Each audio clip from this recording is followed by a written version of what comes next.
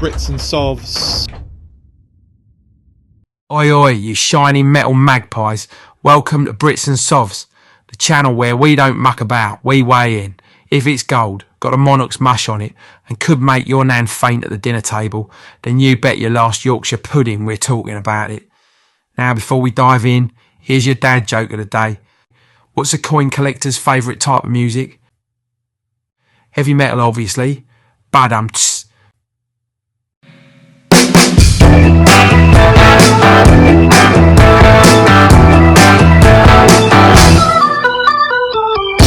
Right, grab a proper brew, maybe a hobnob, and settle in, because today we're having a butcher's at the 2005 Gold Sovereign PF70, and trust me, she's an absolute belter. And listen, if you're watching this in your dressing gown, cup of builders in one hand and a bacon sarnie in the other, you're doing it right. This channel ain't for the stiff-lipped museum crowd.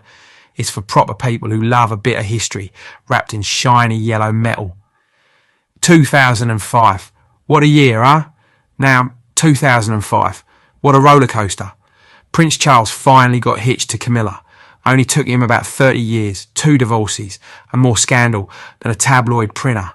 London won the 2012 Olympics bid. Cue half the country celebrating and the other half wondering where the budget was going to vanish faster than a free pint on St George's Day. But then came the 7/7 bombings. Proper sombre stuff. A reminder that when things go wrong, the British public don't crumble. We crack on. Rain or shine, tea or tragedy. We queue up and carry on.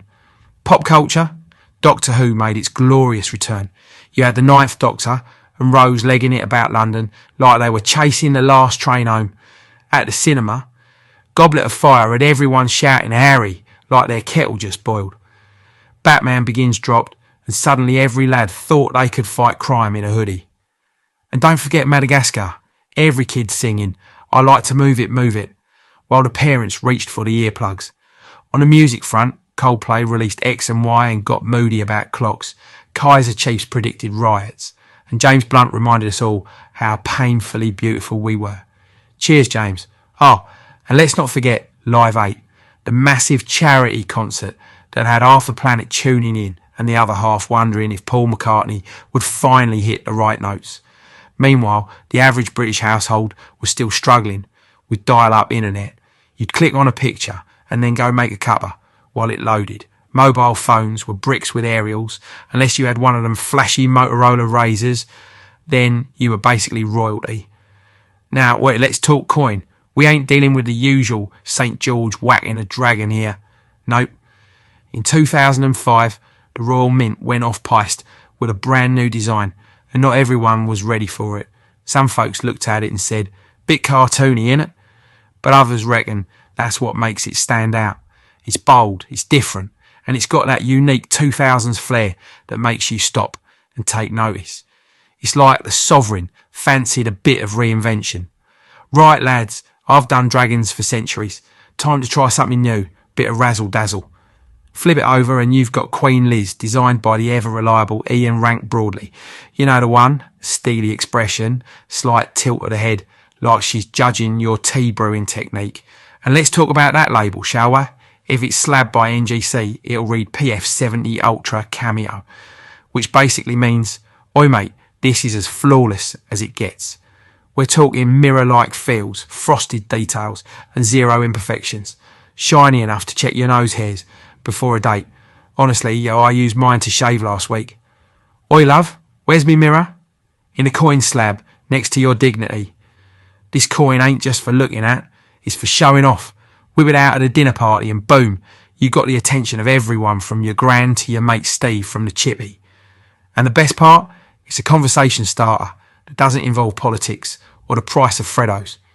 Mintage, only 12,500 of these bad boys made. Now, I know that might sound like a lot, but in the coin world, that's basically limited edition fish and chips with no queue.